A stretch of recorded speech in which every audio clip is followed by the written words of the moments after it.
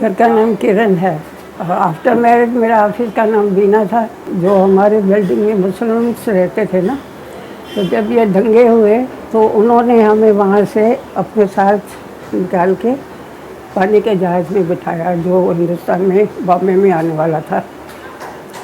बैठे उसमें, फिर उसमें हम आ गए बॉम्बे, वहाँ पर उतरे।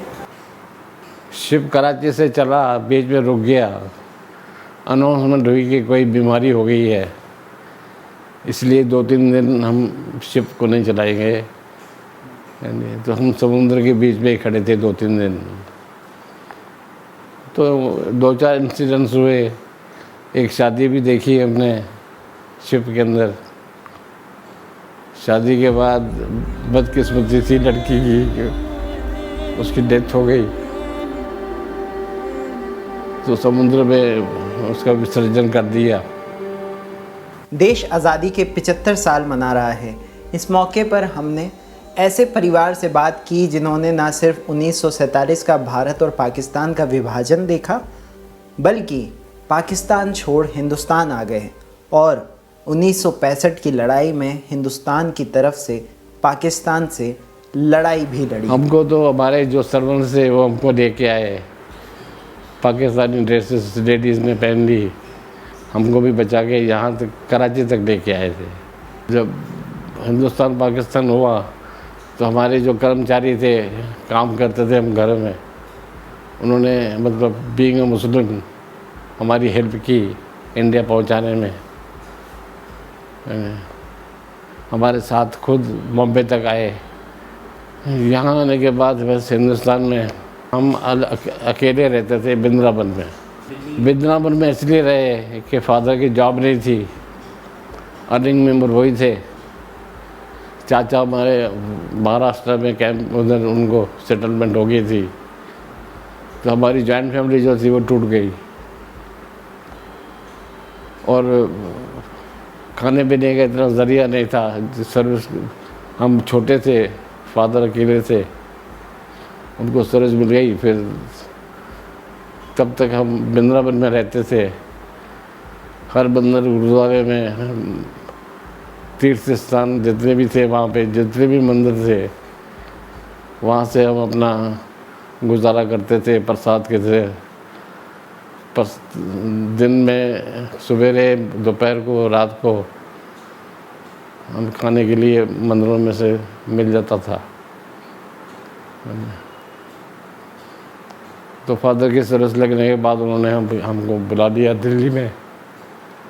दिल्ली में पुराने किले में कैंप लगी थी, वहाँ हमें इन्होंने, गवर्नमेंट ने हमको टेंट प्रोवाइड किए।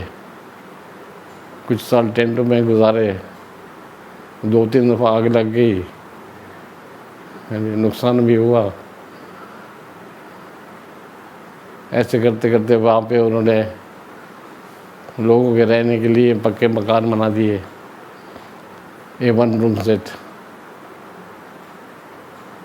बाकी सारा काम जो था वो जनरल वार्ड की तरह इन्होंने टॉयलेट्स बनाए, जो कि 1 किलोमीटर दूर होते थे घर से। मतलब वो पीरियड जो था, that was the worst period of our life. मुझे याद है कि आज़ादी का पहला साल जो था, गवर्नमेंट ने हमको एक छोटी प्लेट दी थी जिसमें पीतल की, जिसमें वो अशोका पिलर जो था वो उसमें एम्बोस था। उसके बाद धीरे धीरे डेवलपमेंट होती गई, सरकारें बदलती गई, थोड़े बेनिफिट मिलते गए। पर जो कांग्रेस का राज था, it was better than the present governments. Present government अपना घर देखती है, दूसरों का नहीं देखती। कांग्रेस ने बहुत कुछ किया रिफ्यूजियों के लिए। जब हम हिंदुस्तान में आए थे तो उस वक़्त RSS की कैंप लगती थी, ट्रेनिंग देती थी शाखा में, जो कि RSS ने चलाई थी। उस वक़्त बीजेपी नहीं होता था, जनसंघ होता था।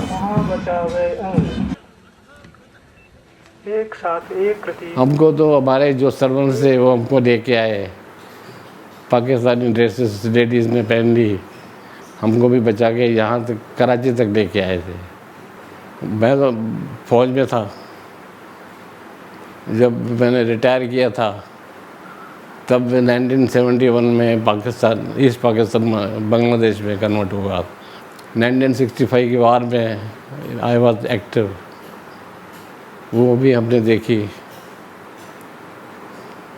भारत तो बहुत बदल गया। वो हर एक कोई भी कंट्री होगी वो बदल जाएगी इतने सालों में। तो पाकिस्तान में जहाँ हम रहते थे ना, ईरानी होटल के ऊपर हमारा घर था, साथ में ताजमहल टाकीज था।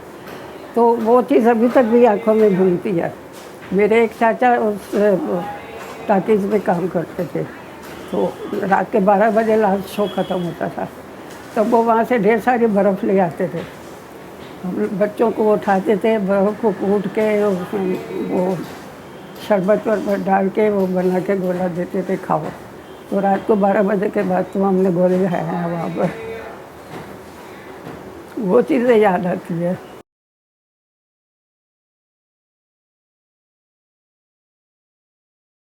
द वायर के और वीडियोस देखने के लिए सब्सक्राइब करें और बेल आइकन पर क्लिक करें। स्वतंत्र पत्रकारिता की आर्थिक मदद करने के लिए डिस्क्रिप्शन में दिए गए लिंक पर जाएं और अपनी राशि चुनें।